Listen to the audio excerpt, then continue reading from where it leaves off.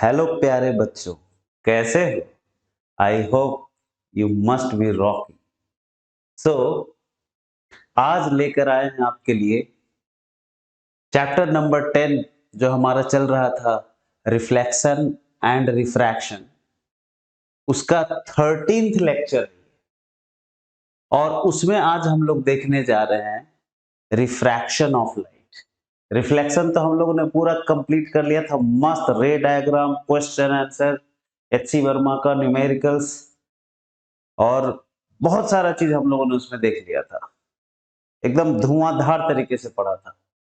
ठीक है, एनसीईआरटी के भी क्वेश्चंस देख लिए थे, एग्जाम्पलर का क्वेश्चन देख लिया था। अगर आपको उसमें कुछ डाउट है तो जाइए वीडियो देखिए। ठीक है, जिन्होंने देख लिया और फैंटास्टिक, आगे बढ़ेंगे। जिन्होंने नहीं देखा है वो भी इस चैप्टर को समझ सकते हैं। ठीक है, लेकिन अगर आप उसे पढ़ लेंगे पहले से तो आपको ज्यादा अच्छे से समझ में आएगा। ठीक है, तो चलिए शुरू करते हैं क्लास 10 फिजिक्स। और हमेशा की तरह इस लेक्चर में भी हमारा जो अंडरस्टैंडिंग होगा वो क्वेश्चंस के साथ होगा।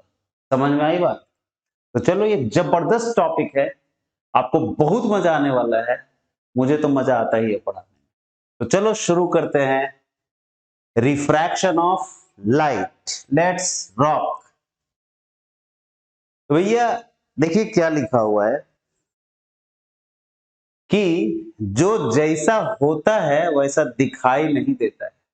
भाई साहब, ये चीज तो मनुष्यों के लिए सही है कि नहीं? इंसानों के लिए सही है, माने ह्यूमन बींग्स के लिए सही है। जो जैसा होता है वैसा दिखाई नहीं देता है। अब तुम्हारे मन में क्या चल रहा है, मेरे मन में क्या चल रहा है, मेरे दिल में क्या चल रहा है, आपके दिल में क्या चल रहा है, ये सोच समझ पाना बड़ा मुश्किल होता है। कुछ ऐसी ही चीज होती है फिजिक्स के साथ भी, राइट? फिजिक्स उस जो हमें दिखाई नहीं दे रहा है उसके पीछे समझने में, उसे समझने में हेल्प करता है। ठीक है, so refraction changes the way we see things.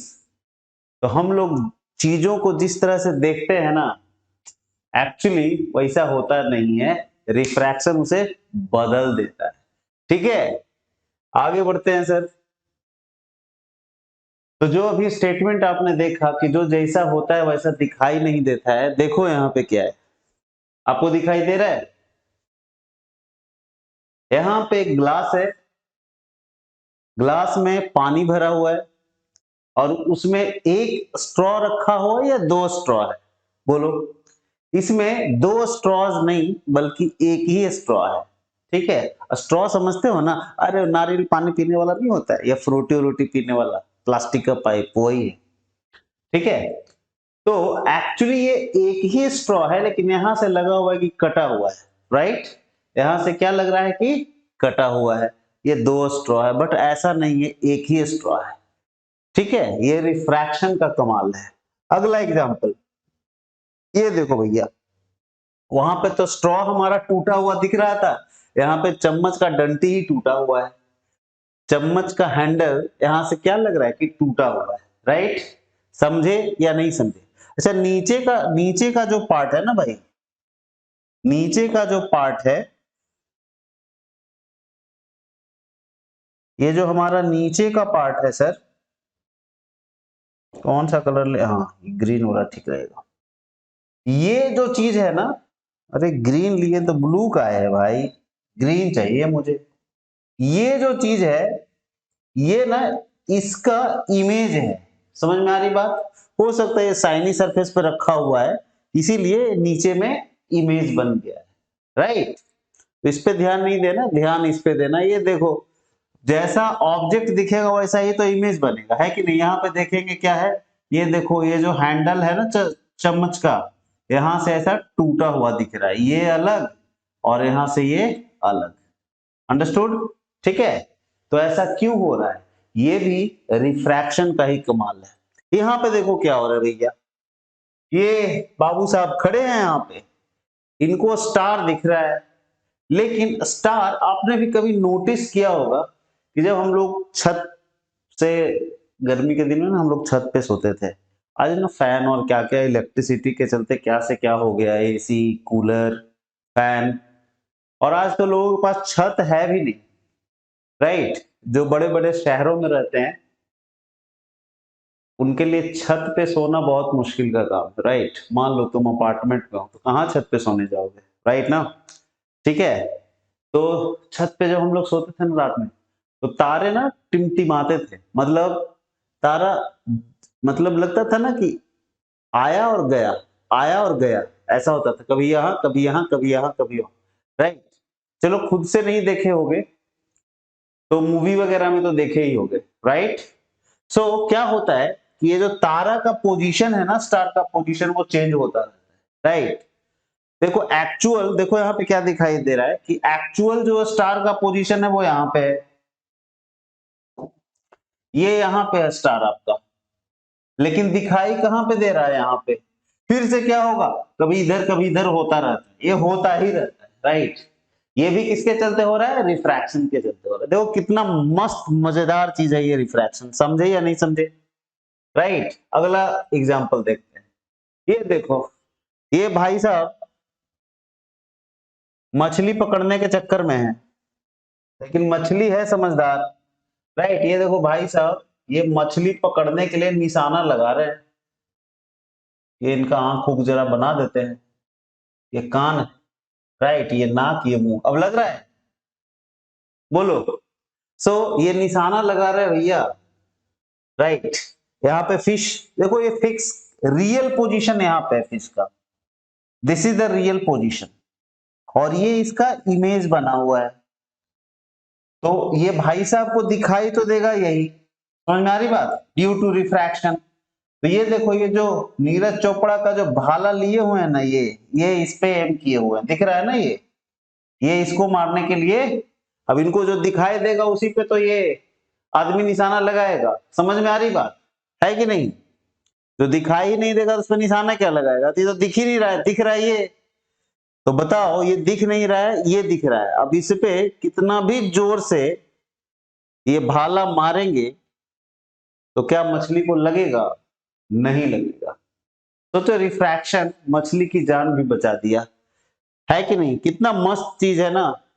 अभी और आगे बढ़ते हैं, ये देखो, ये तो शायद तुमने किया होगा भैया, क्या है, एक ग्लास में पानी है और उसमें ये पेंसिल रखा हुआ है नटराज का, राइट। तो देखो क्या होता है, हमें लगता है ना कि पेंसिल यहां से टूटी हुई है, सेम ऐसा है, स्ट्रॉ वाला जो सीन था वही सीन यहाँ पे बना हुआ है। अब क्यों ऐसा दिख रहा है, ये तो इसके चलते हो रहा है, इसी को एक्सप्लेन किया गया है यहाँ पे, राइट। इसका एक्सप्लेनेशन अभी हम लोग समझेंगे जब थोड़ा रिफ्रैक्शन को जान जाएंगे, ठीक है, ओके। यहां पे देखो क्या हो रहा है, देखो कितना अच्छा अच्छा एग्जांपल मैं आपको दे रहा हूं। ये क्या है सर, ये जो है ना, ये एक ग्लास या कोई भी ट्रांसपेरेंट मटेरियल का, प्लास्टिक का एक ना स्लैब है, ठीक है, क्यूबॉइड है, क्यूबॉइडल शेप है इसका, राइट। हो क्या रहा है कि यहां से लाइट आ रही है, ये जो लाइट है वो आ रही है इधर से,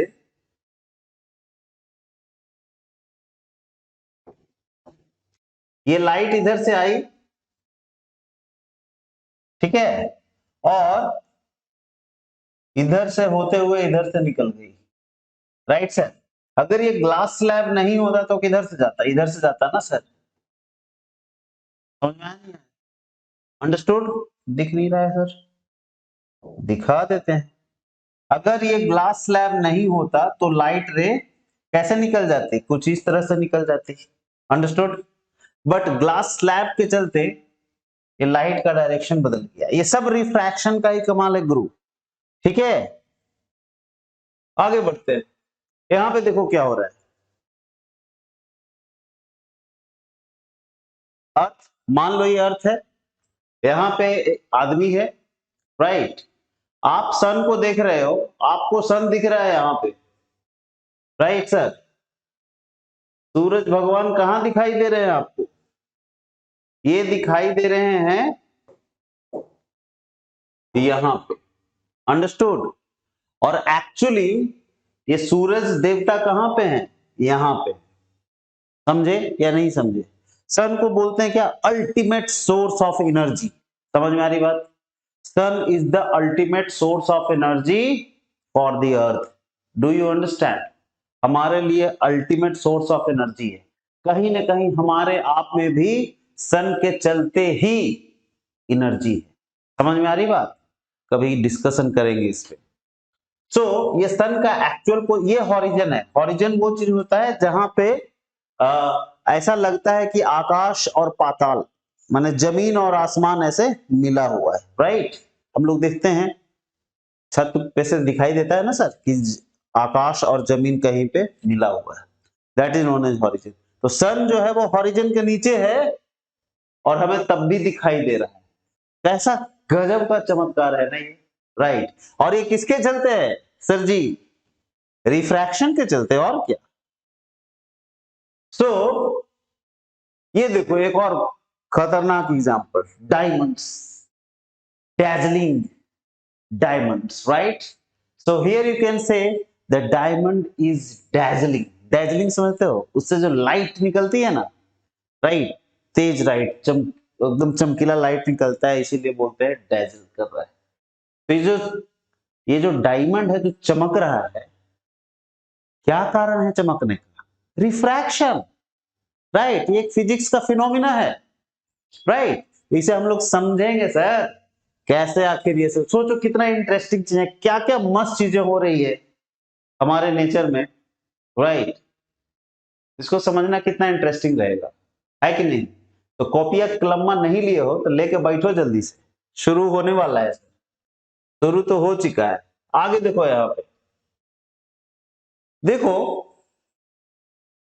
our ability to see depends upon refraction.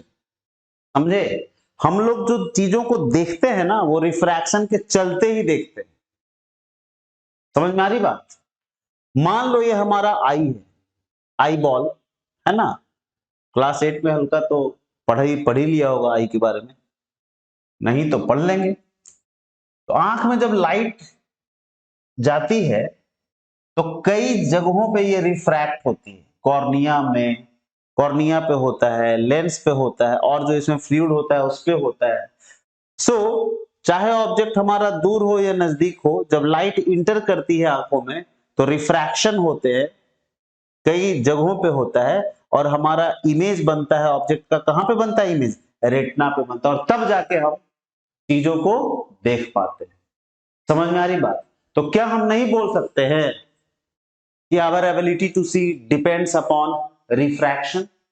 Sir जी अगर रिफ्रैक्शन ना हो तो क्या हम लोग देख पाएंगे, नहीं देख पाएंगे। Do you understand, so refraction is very very useful to see. Do you understand, without refraction we won't be able to see things, understood or not? How interesting, let's move to the next. Now question arises what is refraction।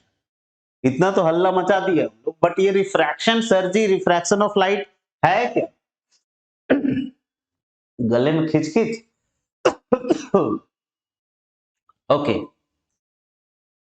तो what is refraction of light, भैया refraction of light क्या होता है कि जब light एक medium से दूसरे मीडियम में जाती है, समझे कि नहीं, जैसे हवा से पानी में चल जाए, हवा से ग्लास में चल जाए, राइट ना, या ग्लास से वाटर में चला जाए, या वाटर से ऑयल में चला जाए, कहीं भी बस ट्रांसपेरेंट मीडियम होना चाहिए। एक मीडियम से दूसरे मीडियम में जैसे ही लाइट इंटर करती है सर जी, अपने रास्ते से भटक जाती है। जैसे बहुत सारे बच्चे 9, 10, 11, 12 में जाते जाते भटक जाते हैं, चले थे कहीं, जा रहे हैं कहीं, सोचा था आईआईटी करेंगे, नीट करेंगे, ये करेंगे, वो करेंगे, पापा का नाम रोशन करेंगे, अपने खानदान का नाम रोशन करेंगे, बीएमडब्ल्यू खरीदेंगे, ऑडी खरीदेंगे, ये करेंगे, इससे शादी करेंगे, उससे शादी करेंगे, मतलब एक ही से शादी करेंगे, समझे कि नहीं। औकात बनाने चले थे और अपना रास्ता जो चुना था आपने कि मेहनत करेंगे, पढ़ाई करेंगे, और कुछ बन के दिखाएंगे, उस रास्ते को छोड़ के कहीं और चल दिए। समझ में आ रही बात? तो आपके लाइफ में भी रिफ्रैक्शन हो गया। अगर ऐसा कुछ हुआ, ये टाइप ऑफ रिफ्रैक्शन ही है। समझे कि नहीं समझे? तो लाइट भी मान लो एक मीडियम से दूसरे मीडियम में जा रही है, तो क्या होता है, अपने जो उसका पाथ है, जो रास्ता है, उसको छोड़ के किसी और रास्ते पे चल देता है। इसे ही हम लोग क्या बोलते हैं? रिफ्रैक्शन। आई बात समझ में? हम क्या बोल सकते हैं सर? ओहो, वहां पे थोड़ा गड़बड़ हो गया, मैं इसको करेक्ट कर देता हूं। When light travels from one medium to another medium, यहां पे क्या लिखा हुआ है?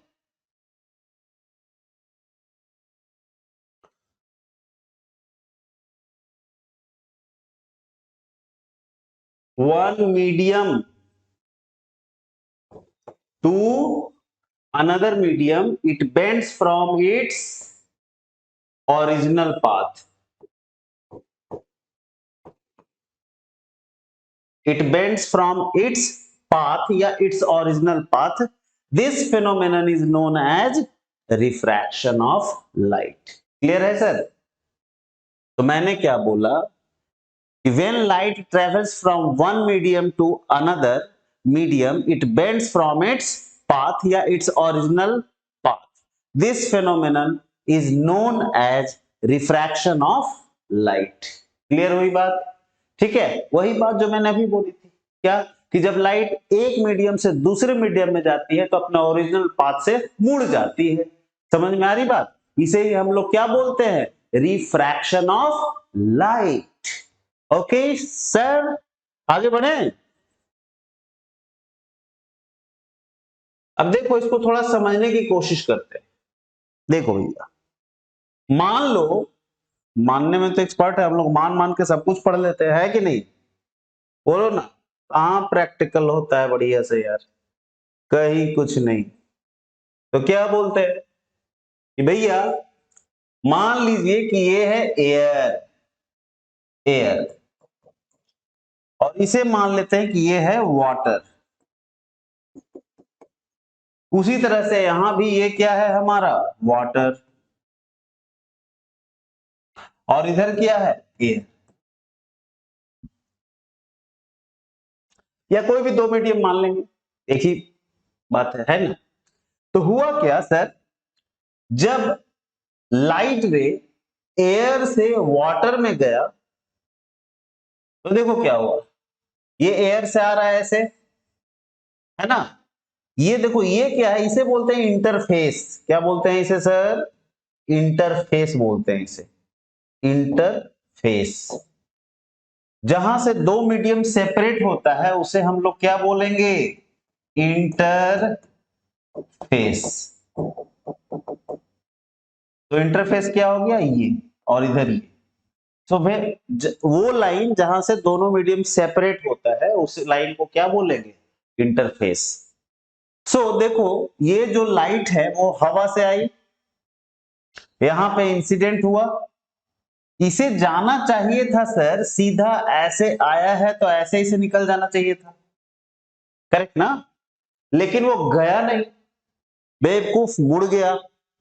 समझे या नहीं समझे? ये लाइट को सीधा जाना चाहिए था, यहां से ऐसे आ रहा है तो इसी तरह से स्ट्रेट इसे जाना चाहिए था, बट ये गया नहीं इधर, इधर नहीं गया, ये इधर मुड़ गया। समझ में आ रही बात? इधर की ओर मुड़ गया।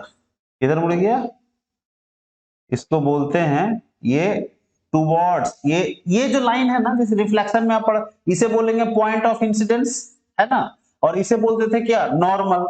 आई बात समझ में? दिस इज योर नॉर्मल, ये है आपका normal line, right?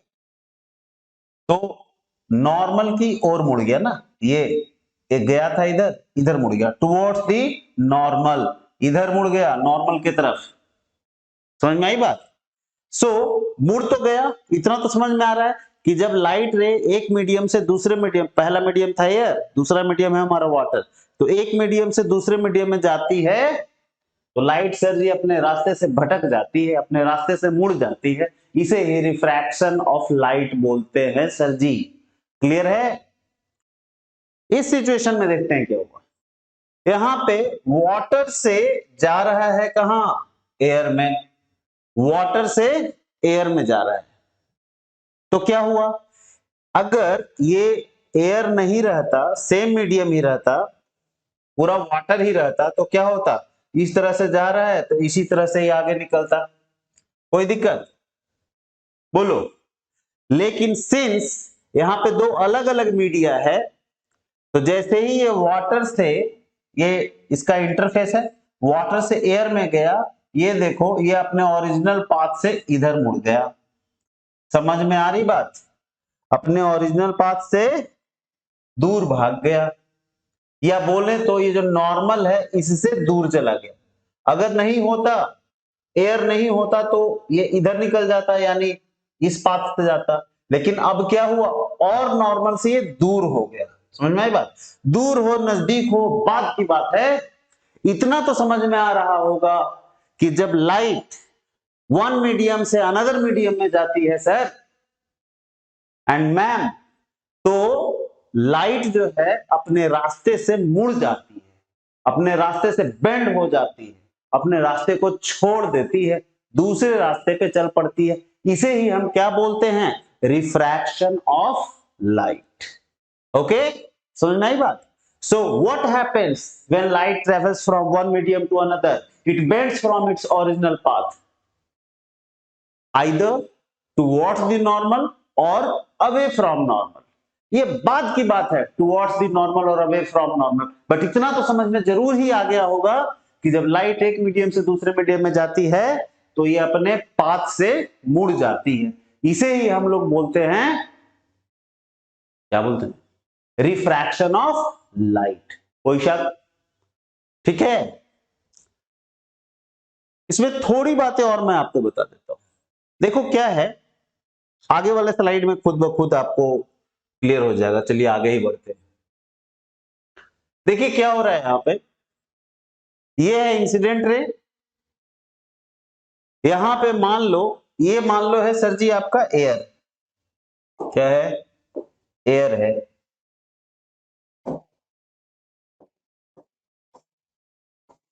This is air, this is again air, and से दिस इज ग्लास और वाटर। कैसे भी करके आपने अरेंजमेंट कर दिया, राइट?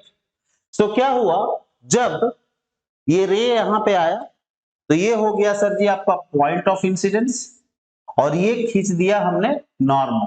पॉइंट ऑफ इंसिडेंस पे नॉर्मल खींचते हैं, ऐसा आपने रिफ्लेक्शन में भी देखा है ना? सो नॉर्मल खींचे तो एयर से जैसे ही ग्लास में गया ये मुड़ गया। इसका ओरिजिनल रास्ता किधर रहता? देखो मैं इसे बना रहा हूं किस कलर से? ब्लू कलर से बना देता हूं। ये इस तरह से आ रहा है तो इसे इधर जाना चाहिए था कहीं। आ रही बात समझ में कि नहीं आ रही? ऐसे जाता, राइट? लेकिन तो इसे क्या बोलेंगे? This is original path. Original path, this is the original path, है कि नहीं? लेकिन ये ग्लास के चलते क्या हुआ? इधर मुड़ गया टुवर्ड्स द नॉर्मल। फिर देखो यहां पे इंसिडेंट हुआ इसके सेकंड फेज पे, फिर ग्लास से जब एयर में निकला तो फिर कहां भाग गया? Away from the normal. अगर इससे देखें तो इसका ये वाला रास्ता किधर है? देखो ध्यान से, ये जो इधर से आ रहा है ये सीधा इसको इधर चले जाना चाहिए था, लेकिन इधर नहीं जाकर के फिर से मुड़ गया। Do you understand? आ रही बात समझ में? नहीं आ रही है?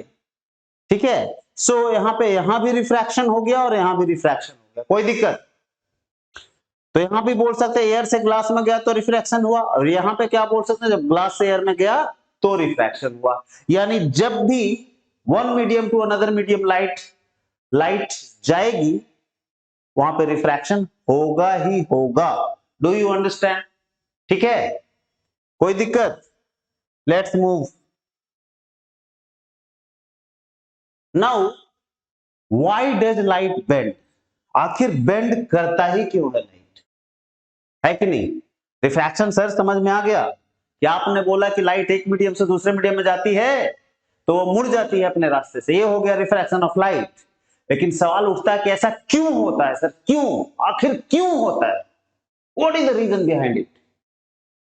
उसका रीजन है कि जो हमारी लाइट है ना, जब एक मीडियम से दूसरे मीडियम में जाती है ना, उसका स्पीड ही बदल जाता है, राइट? लाइट की स्पीड खतरनाक होती है, एकदम खतरनाक, right? 3 lakh kilometer per second, my God, भयानक स्पीड। तो लाइट वन मीडियम से दूसरे मीडियम में जाती है तो उसकी स्पीड बदल जाती है, लाइट की स्पीड बदल जाती है और उसी के चलते उसे बेंड होना पड़ता है, चाहे टुवर्ड्स द नॉर्मल या अवे फ्रॉम द नॉर्मल। समझे या नहीं समझे? तो मेन रीजन है क्या कि सर जी लाइट का स्पीड ही बदल जाता है जब वो वन मीडियम से अनदर मीडियम में जाती है तो, राइट? इसीलिए उसे मुड़ना पड़ता है। तो this is the reason behind the bending of light. So why does light bend? Because light travels at different speeds in different materials, in different mediums. You got it? Bolo. Why does light bend? Because when light travels with different speeds in different mediums, in different materials. Got it? समझ में आया नहीं आया? अलग अलग materials में light की speed अलग अलग होती है और यही कारण है जिसके चलते लाइट को बेंड होना पड़ता है। अंडरस्टूड? क्लियर है?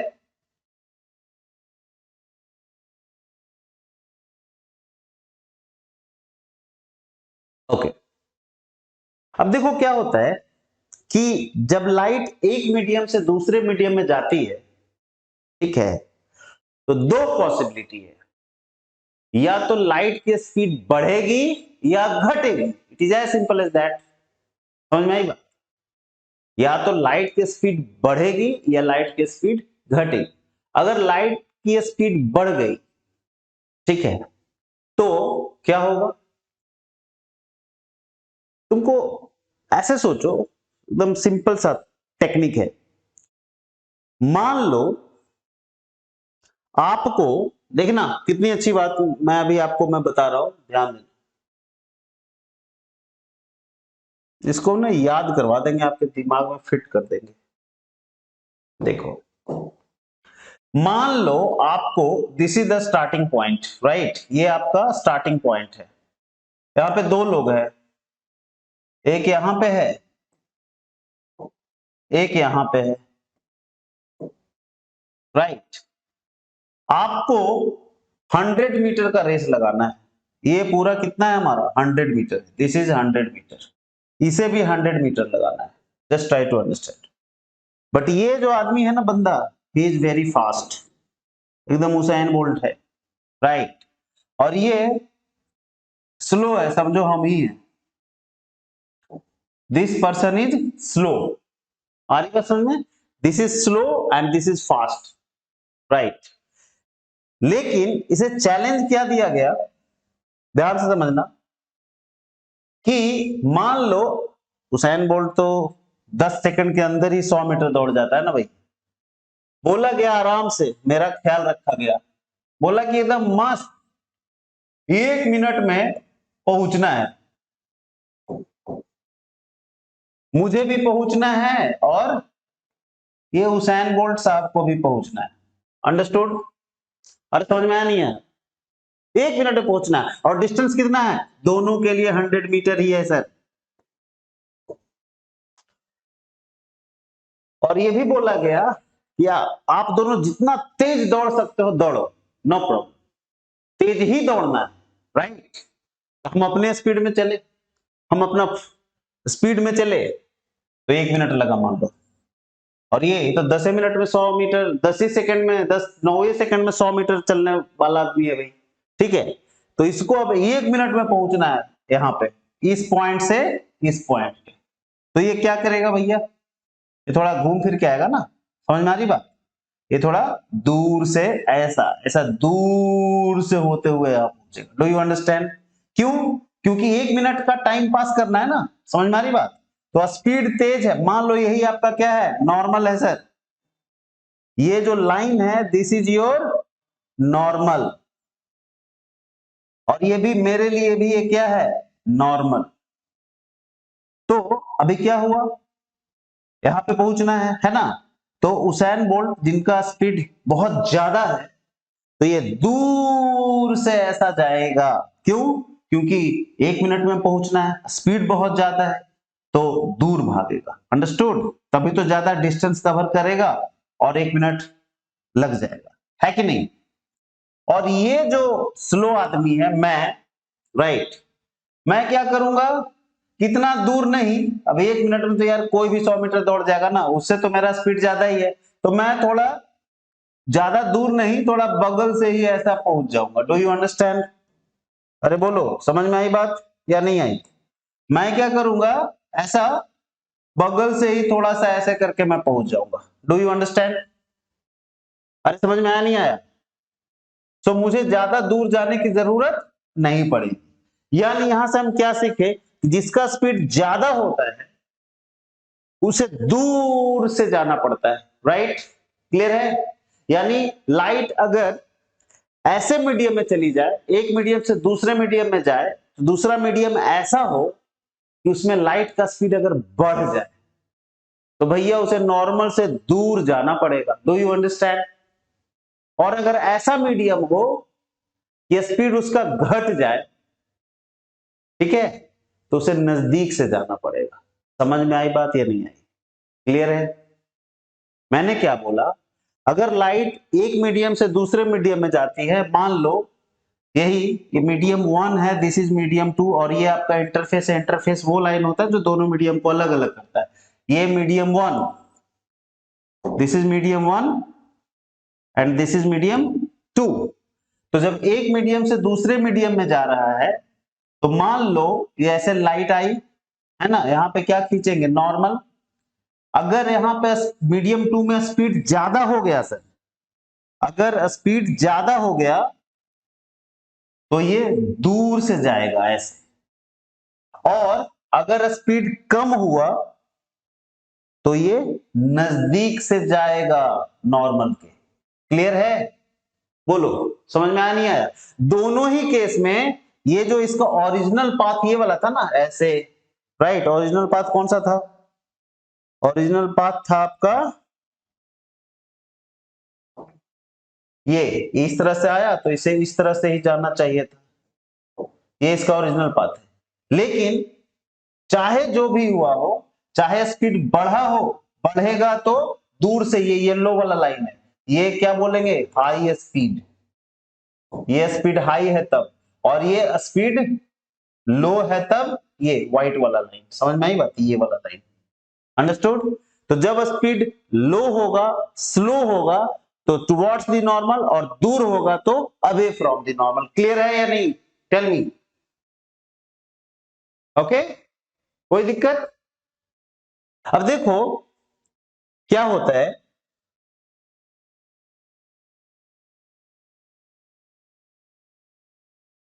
तो अभी मैंने क्या बतलाया भाई, कि जो स्पीड चेंज है वही चेंज इन डायरेक्शन का कारण है, अंडरस्टूड। स्पीड में बदलाव ही, मतलब एक मीडियम से जब दूसरे मीडियम में जाती है लाइट, तो स्पीड में जो बदलाव होता है उसी के चलते ही लाइट को मुड़ना पड़ता है।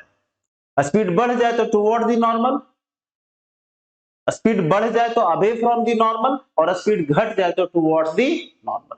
अब स्पीड कब घटेगी कब बढ़ेगी उसे हम लोग आगे देखेंगे, समझ में आई बात। सो अब देखो स्पीड ऑफ लाइट के बारे में थोड़ा जान लेते हैं। मैंने तो आपको रफली बता ही दिया, 3 लाख किलोमीटर पर सेकेंड। यहां पे देखो क्या लिखा हुआ, स्पीड ऑफ लाइट।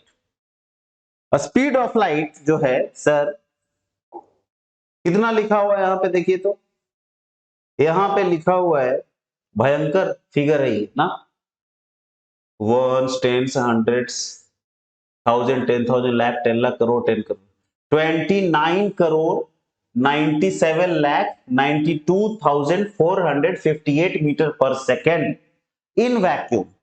समझ में आ रही बात। अच्छा, इन वैक्यूम या एयर भी आप मान सकते हैं, ठीक है, एयर में भी लगभग लगभग इतना ही होता है, अंडरस्टूड। सो इन वैक्यूम और एयर, क्लियर है। अच्छा, इसको अगर हम अप्रोक्सीमेशन कर दें तो इसको नहीं बोल सकते हैं, ऐसा लिख सकते हैं क्या? एकदम लगभग बराबर ही है सर, ये 29 करोड़ 97 लाख है, तो लगभग बराबर ही है ना, थोड़ा सा का डिफरेंस है, एकदम एकदम नाम मात्र का डिफरेंस है। तो इसको जब राउंड ऑफ करेंगे तो हम क्या बोलेंगे कि लगभग 30 crore meter per second in vacuum और एयर, ये स्पीड ऑफ लाइट होती है। समझ में आया या नहीं आया? बहुत बढ़िया। ये तो हुआ मीटर पर सेकंड। अगर मैं बोलूं किलोमीटर पर सेकंड में क्या होगा, तो किलोमीटर के लिए क्या होगा, 1000 से डिवाइड करना पड़ेगा, है ना। मीटर को किलोमीटर में करना है, 1000 से डिवाइड करेंगे, 3 जीरो गायब हो जाएगा, सो कितना बचेगा, 30,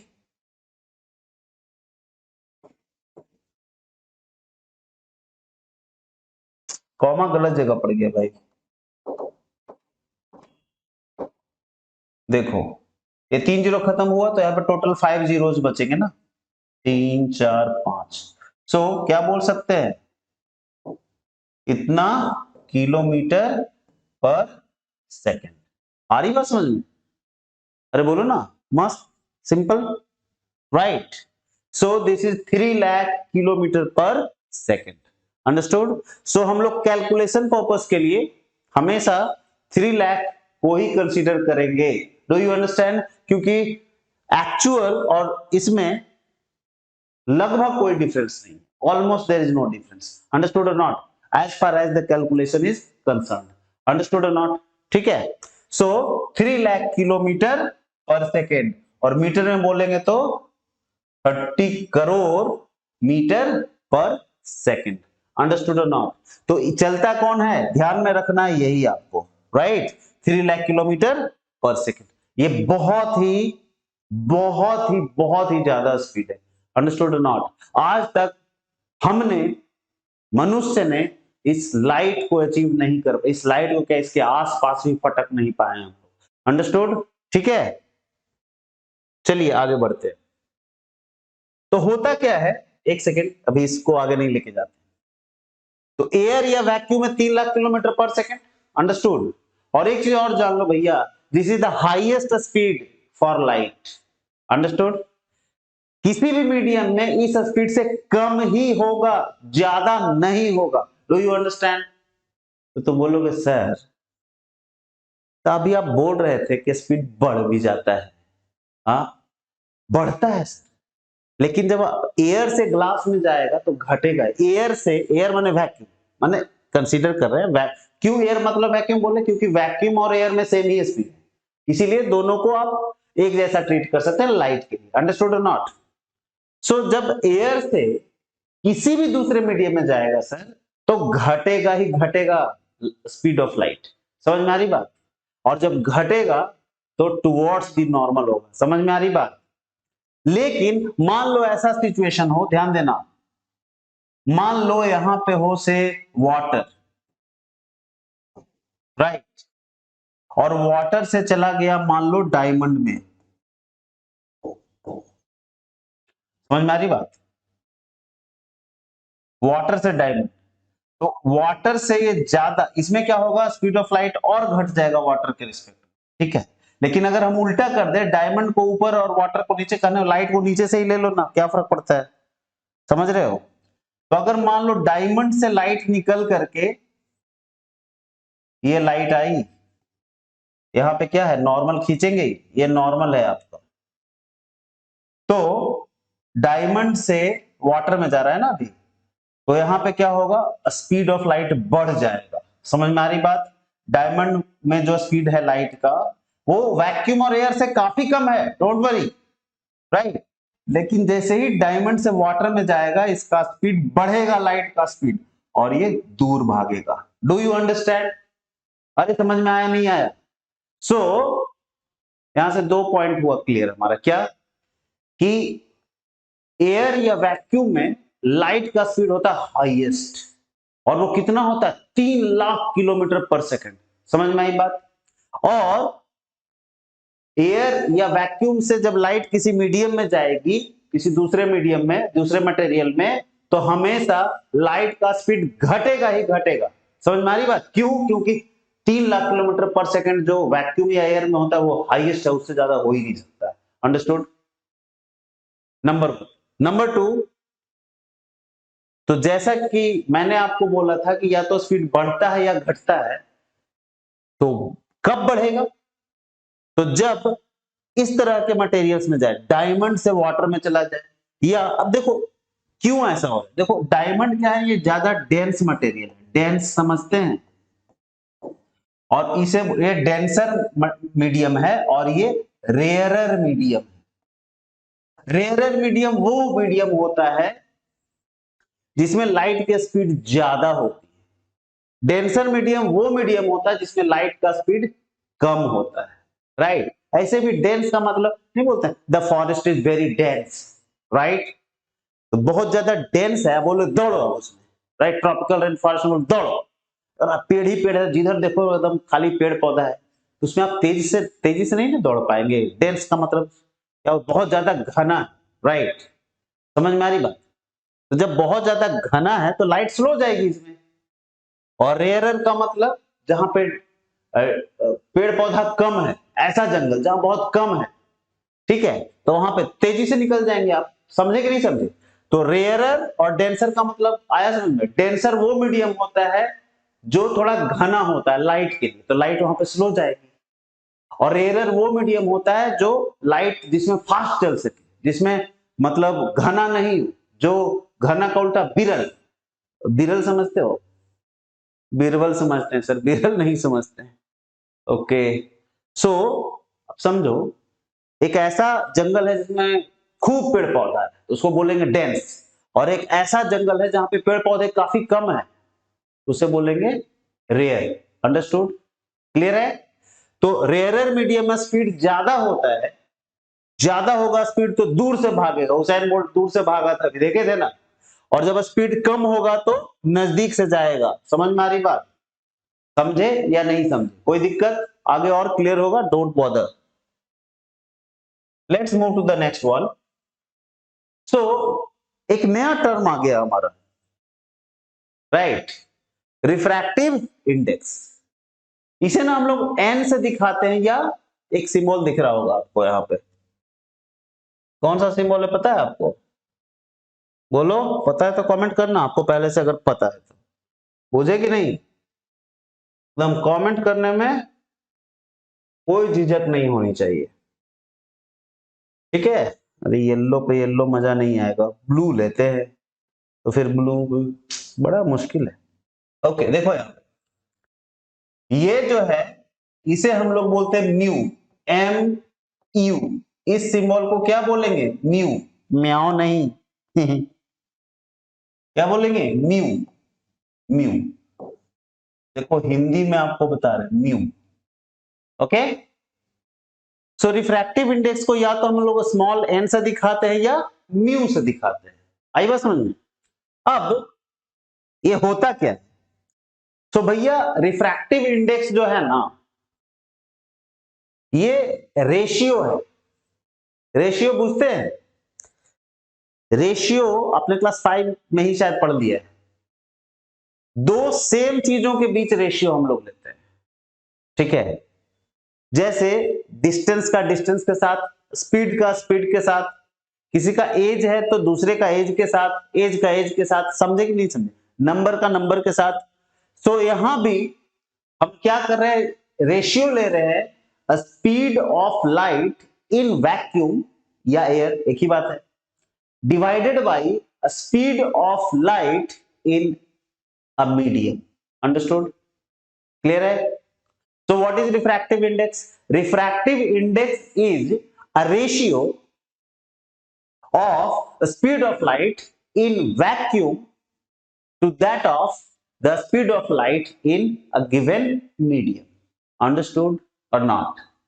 Clear है? So आइए डेफिनेशन को पढ़ते हैं। क्या लिखा हुआ है भैया? Refractive index is the ratio of the speed of light in vacuum to the speed of light in a medium. Okay, so this is called what? Refractive index of the medium. Clear है sir? बोलिए ना, बहुत बढ़िया। सो देखिए क्या होता है, यहां से एक फॉर्मूला है रिफ्रैक्टिव इंडेक्स। रिफ्रैक्टिव इंडेक्स को अगर आप n से दिखा रहे हैं तो n इक्वल्स टू क्या लिखेंगे? बोलेंगे sir ji speed of light in vacuum. Spelling गलत। जब वैक्यूम का स्पेलिंग पता है, ये बड़ा मस्त चीज है। 99% लोग ना इसका गलत स्पेलिंग जानते हैं। दुनिया क्या बोलेगी? VACCUM, और होता क्या है? VACWM। अच्छा, इंग्लिश में ना ऐसा WCCC ऐसा नहीं बोलते, डबल ओ, तो क्या बोलते हैं? VACUUM। Do you understand? So क्या होता है स्पेलिंग? VACUUM। बहुत बड़ी। तो speed of light in vacuum, या आपको मैंने बोला है कि एयर या वैक्यूम एक ही जैसा ट्रीट करेंगे क्योंकि स्पीड सेम होता है। तो speed of light in vacuum और air divided by speed of light in in the medium. मान लो जो भी मीडियम आपने लिया है। क्लियर है? बोलो। सो रिफ्रैक्टिव इंडेक्स क्या हो गया? Speed of light in vacuum या air divided by speed of light in the medium. समझे या नहीं समझे? मान लो दो मीडियम लिया आपने, एयर ले लिया और वाटर ले लिया। तो एयर से जब वाटर में जाएगा तो एयर का स्पीड या वैक्यूम का स्पीड को आप ऊपर में रखेंगे, हमेशा ऊपर में ही रहेगा, और जो वाटर में जो लाइट का स्पीड है उसे नीचे में रखेंगे। ऐसा अगर करेंगे तो you will get what? Refractive index of water. Understood or not? Clear है? ठीक है। तो हर मीडियम का अपना रिफ्रैक्टिव इंडेक्स होता है, इसी तरह आप निकाल सकते हैं। अगर वाटर का रिफ्रैक्टिव इंडेक्स निकालना है तो speed of light in water रख देंगे नीचे, ऊपर तो पता ही है 3 लाख किलोमीटर पर सेकंड होगा, है कि नहीं? नीचे रख देंगे, वाटर का रिफ्रैक्टिव इंडेक्स निकल जाएगा। ग्लास का निकालना है तो speed of light in glass रख देंगे तो ग्लास का रिफ्रैक्टिव इंडेक्स निकल जाएगा। उसी तरह से मान लो पेट्रोल में अगर आप चेक करना चाहते हैं, केरोसिन में आप चेक करना चाहते हैं, रिफाइंड ऑयल में चेक करना चाहते हैं, घी में चेक करना चाहते हैं, जिस भी मीडियम में आप लाइट का स्पीड चेक करना चाहते हैं, उस मीडियम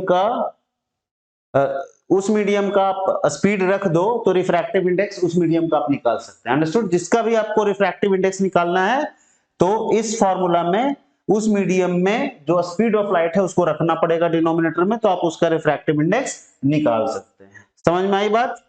आगे बढ़े? Okay sir. देखिए अब ये एक टेबल है, इस टेबल को आपने देखा होगा, ठीक है? यहां पे कई तरह के ट्रांसपेरेंट मीडिया है, मीडियम का प्लूरल मीडिया है ना, और उसका रिफ्रैक्टिव इंडेक्स दिया हुआ है, यानी कि एन या म्यू दिया हुआ है। अंडरस्टूड? देखिए क्या यहां पे लिखा हुआ है, जो फ्लैश हो रहा है बार बार। Larger is the refractive index of the medium, greater is bending of light.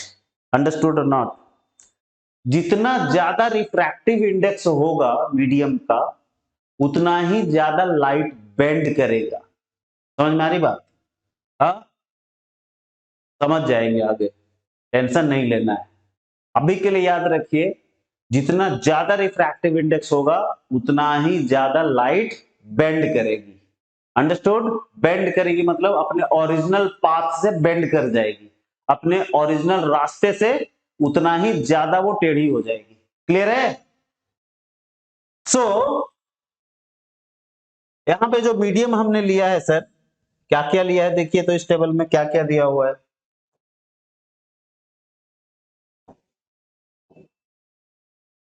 ये रहा मटेरियल मीडियम, ठीक है? ये मटेरियल मीडियम यानी कि मीडियम जिसमें लाइट जाएगी। इसका ये रिफ्रैक्टिव इंडेक्स है। रिफ्रैक्टिव इंडेक्स को हम क्या चीज से दिखा रहे थे? या तो हम एन से दिखा रहे थे या म्यू से दिखा रहे थे। Understood or not? समझ में आ रही बात? ओके। ये उसी तरह भी मीडियम और रिफ्रैक्टिव इंडेक्स। एयर का देखिए, एयर का 1.0003 होता है, और अगर वैक्यूम का ले तो 1 होता है। आप समझ लो कितना डिफरेंस है। मतलब ना के बराबर डिस्टेंस है, इसीलिए हमारा स्पीड ऑफ जो लाइट होता है वो वैक्यूम और एयर में लगभग हम लोग सेम ले लेते हैं। Understood or not? आइस का देखिए 1.31, वाटर का देखो जो इंपॉर्टेंट है ना उसको मैं आपको ऐसा दिखा देता हूं। वाटर का ध्यान रखने की जरूरत नहीं है, जनरली दिया ही हुआ रहता है। वाटर का आपको जानना चाहिए। वाटर के बाद देखो अल्कोहल है, केरोसिन है, फ्यूज्ड क्वार्ट्ज है, टर्पेंटाइन वाल है, बेंजीन है, क्राउन ग्लास है ना, Canada balsam, rock salt, carbon disulphide, dense flint glass, Ruby, sapphire and diamond. Diamond जो है ना सर, इसका ना सबसे ज्यादा होता है refractive index 2.42। Did you understand? और एयर का 1, इसको आप क्या मानेंगे? This is 1। ओके, वैक्यूम का भी 1। सो वाटर का आपको ध्यान में रखना है। वाटर के बाद आप ग्लास का ध्यान में रखेंगे 1.52 या 1.5। समझ में आ रही बात? उसके बाद आप सीधा डायमंड का ध्यान में रखेंगे। ये तीन का क्यों मैं बोल रहा हूं, ये तीन को वाटर, ग्लास और डायमंड का ध्यान में रखने के लिए, इस ग्लास को आपको ध्यान में रखने की जरूरत नहीं है, ठीक है? अगर क्वेश्चन रहेगा तो स्पेशली दिया हुआ रहेगा, डोंट वरी। इसको भी आपको मतलब ऐसा ध्यान में रखने की जरूरत नहीं है।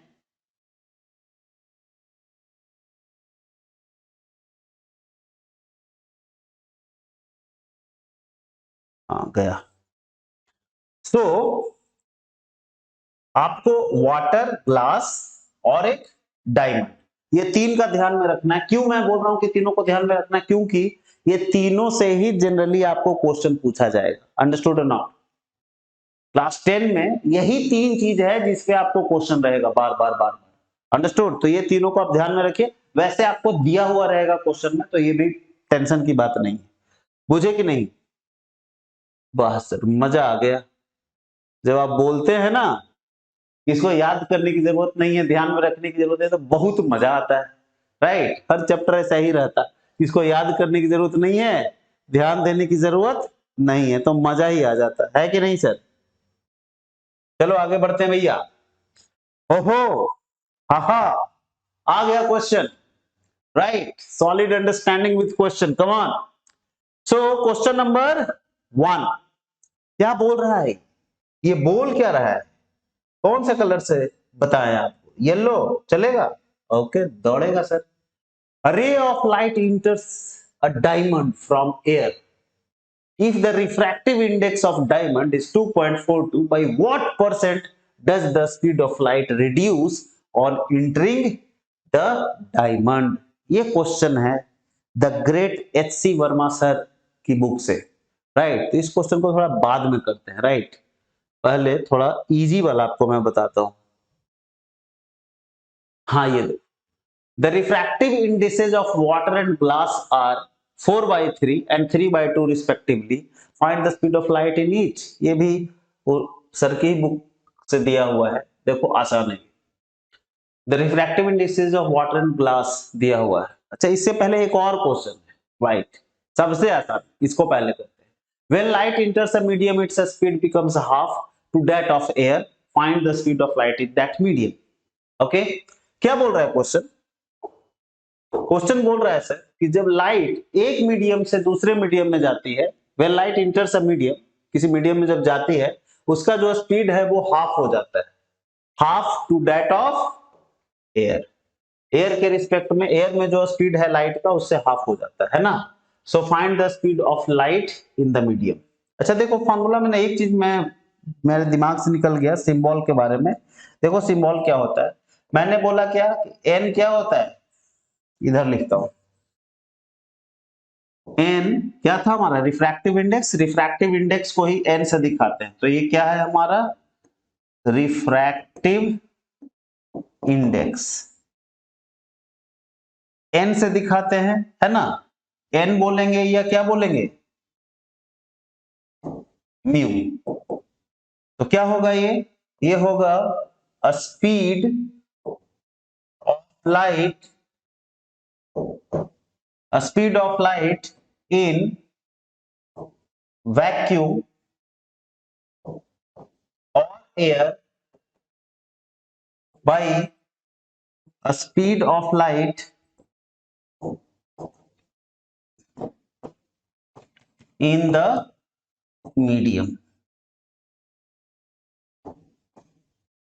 अब देखो, क्या मैं वहां पे भूल गया था आपको बताना, speed of light in vacuum को ना हम लोग सी से दिखाते हैं, अंडरस्टूड, सी से, और speed of light in medium को वी से दिखाते हैं। सो यहां से हमारा फॉर्मूला क्या बनता है, N equals to C by V. Clear है, ध्यान में रहेगा, C by V, speed of light in vacuum या air divided by speed of light in the medium, जो भी मीडियम दिया हुआ है। Understood or not? So this is the formula. ठीक है, तो बढ़े इस क्वेश्चन पे, इसको आप ध्यान में रखना है, राइट सर? तो let's move to the question. अब क्या बोल रहा है कि लाइट जब मीडियम में इंटर करती है तो इसका स्पीड जो है हाफ हो जाता है टू दैट ऑफ एयर। हमको आप ये बताओ सर कि एयर में क्या होता है स्पीड, सी के बराबर होता है ना, सी के बराबर, क्लियर है? और मीडियम में ये क्या बोल रहा है, कितना हो जाता है, मीडियम में हो जाता है हाफ, यानी सी का हाफ क्या बोलेंगे, सी बाई टू, यही ना? तो बोल रहा है find the speed of light in that medium, तो उस मीडियम में क्या होगा। तो हम क्या लिखेंगे सर, n इक्वल्स टू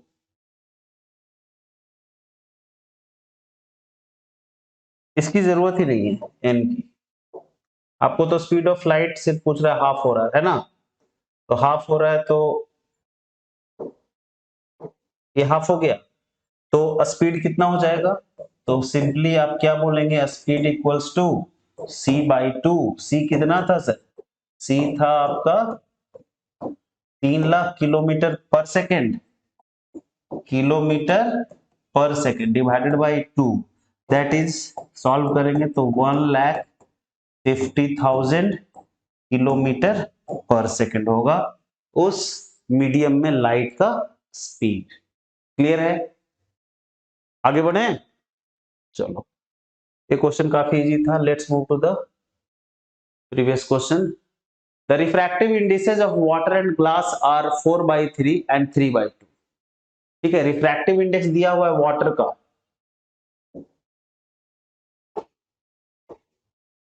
यानी कि ये जो n दिया हुआ है किसका, वाटर का, कितना दिया हुआ है सर, 4/3, एंड ग्लास का कितना दिया हुआ है, n ग्लास 3/2। तो find the speed of light in each.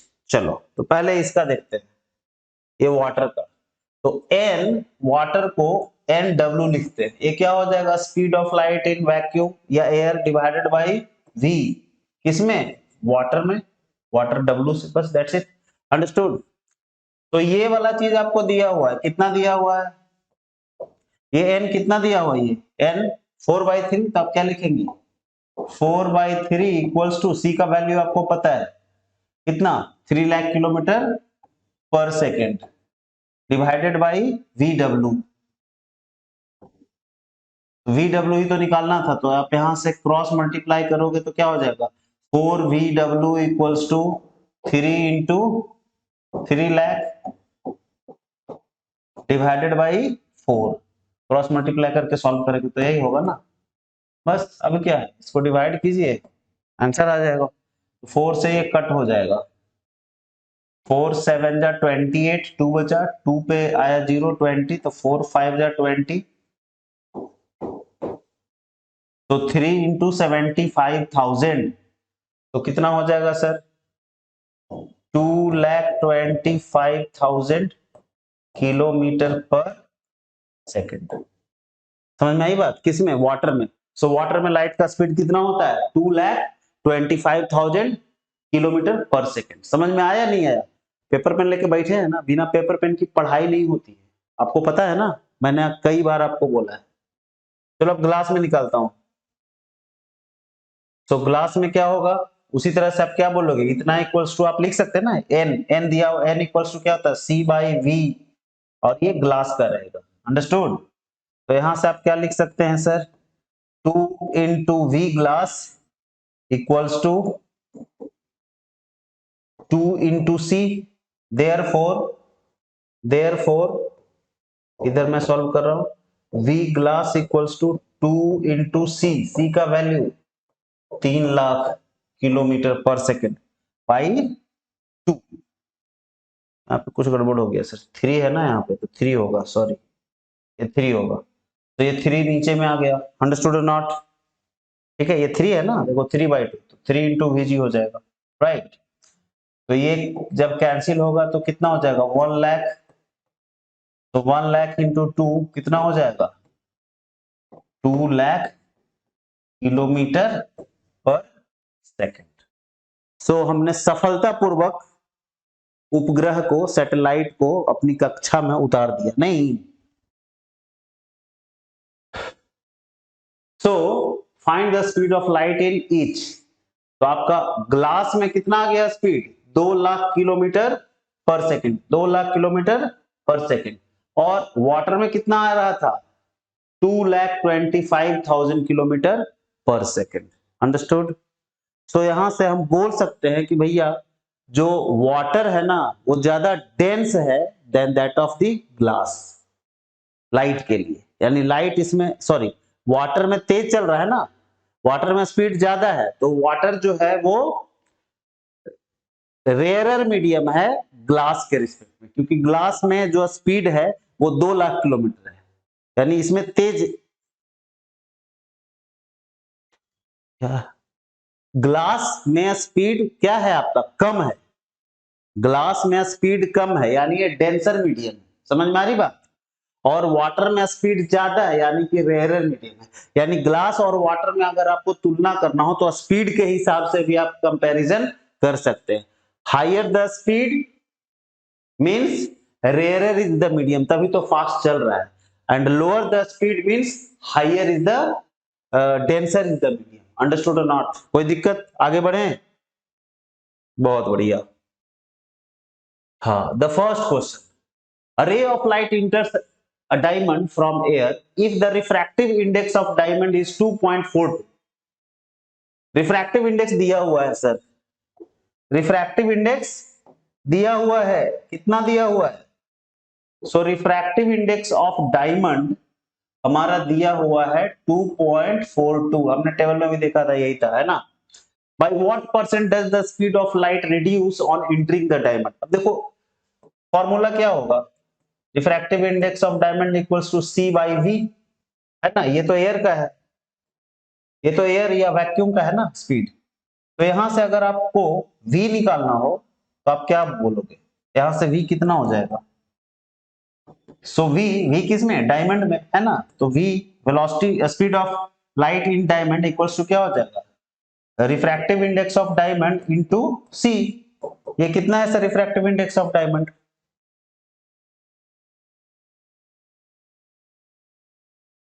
गड़बड़ हो गया ना, तुम लोग भी कुछ बोलते नहीं हो, यहां से क्या बोल देंगे, n d into v d equals to c, therefore speed of light in diamond equals to c upon refractive index of diamond, solve करेंगे, सी कितना है आपका, या इसको सीधा आप ऐसे भी बोल सकते हैं ना, सी अपॉन, ये कितना है सर, कितना दिया, 2.42, 2.42, अभी 2.42 से अगर आप डिवाइड करोगे तो ये आ जाएगा 0.41 इंटू सी, राइट, यानी कि जो स्पीड होगा हमारा डायमंड में लाइट का, इसको बोल सकते हैं ना, ये सी क्या है हमारा, ये है speed of light in vacuum या एयर, उसका 0.41 टाइम्स, समझ में आ रही बात, यहाँ पे अगर 2 रहता तो 2 टाइम्स हो जाता, जो कि पॉसिबल ही नहीं है, इससे इससे ज्यादा स्पीड तो पॉसिबल ही नहीं है लाइट का, समझ में आ रही बात, सो इससे कम ही रहेगा ना हमेशा, तो कितना कम है बोलेंगे, ये कितना है, कितना velocity of light in diamond कितना है, 0.41 times of the velocity of light in vacuum. Understood or not? ठीक है। सो क्वेश्चन क्या पूछ रहा है सर? क्वेश्चन पूछ रहा है by what percent does the speed of light reduce. तो इतना तो बचा हुआ है ना, इतना तो है, तो गया कितना, इतना घट गया। शुरू में सी था, अभी घट के इतना हो गया है, यानी कि कितना घट गया, तो घट गया 0.59, है ना, इतना घट गया, राइट, इतना आपका घट गया है, बचा हुआ इतना, इतना घट गया, मतलब 0.59 का क्या मतलब हो गया, 0.59 को अगर आप परसेंट में कन्वर्ट करो तो कितना होगा, 59%। यानी कि ये जो स्पीड ऑफ लाइट है, जैसे ही वह एयर से डायमंड में गया, या बोले वैक्यूम से डायमंड में गया, एक ही बात है, वो कितना परसेंट से घट गया, 59% से घट गया। Did you understand? ठीक है, तो हमें बस परसेंटेज पूछ रहा है, तो बस इसी तरह बना देंगे, बहुत आसान है। Understood or not? ठीक है। सो तीन ही क्वेश्चन था, ठीक है, और भी हम लोग आगे पढ़ेंगे। अगले लेक्चर में हम लोग देखेंगे स्नेल्स लॉ वगैरह क्या होता है, लॉज ऑफ रिफ्लेक्शन वगैरह देखेंगे बढ़िया से, ठीक है ना। सो अभी तक अगर आपको कोई दिक्कत रहा हो तो आप प्लीज कमेंट कीजिए, अगर अच्छा लगा हो तब भी कमेंट कीजिए, ठीक है। अगर आपको वीडियो पसंद आया, मजा आ गया कि हाँ सर ये फंडा मेरा एकदम क्लियर हो गया, ठीक है, सो आप वीडियो को लाइक कीजिए, ठीक है, वीडियो को शेयर कीजिए अपने फ्रेंड्स के साथ, ठीक है, और चैनल पे अगर नए हैं तो आप उसको सब्सक्राइब कीजिए, क्योंकि जो भी नया वीडियो हम लोग अपलोड करेंगे वो दमदार ही रहेगा सर, और आपको उसका इंफॉर्मेशन पहले से मिल जाएगा। Do you understand? एकदम इमीडिएटली मिल जाएगा। अंडरस्टूड? और कमेंट तो किए बिना छोड़ना ही नहीं है। जो चीज अच्छा लगे वो भी बताओ, जो चीज बुरा लगे वो भी आप बताओ, ठीक है। So that's all for the this lecture. We will meet in the next lecture. Till then आप अच्छे से पढ़ाई करो, और जब भी पढ़ो, भले हिस्ट्री ही क्यों ना पढ़ रहे हो, कोई भी सब्जेक्ट क्यों ना पढ़ रहा हो, पेपर पे लेके पढ़ेंगे, कुछ नोट करेंगे, कुछ अंडरलाइन करेंगे, ठीक है। क्वेश्चंस को सॉल्व करना, रिवीजन करने का सबसे सही तरीका होता है, ठीक है। सो बस पढ़ते रहिए, stay healthy, stay safe. Till then good bye, see you in the next class. Bye bye, वंदे मातरम, जय हिंद।